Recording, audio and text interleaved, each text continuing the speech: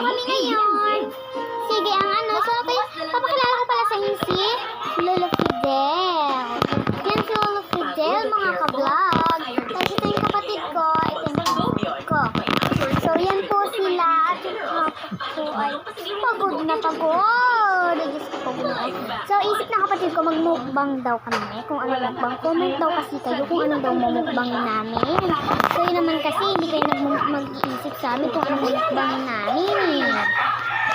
Titignan natin yung ano yung Papa doon. So, ito yun. So, yan.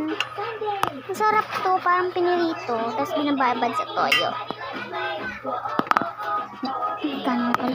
Ganda ng bigasan namin, guys. So, naiihi pa ako, mga ka-guys.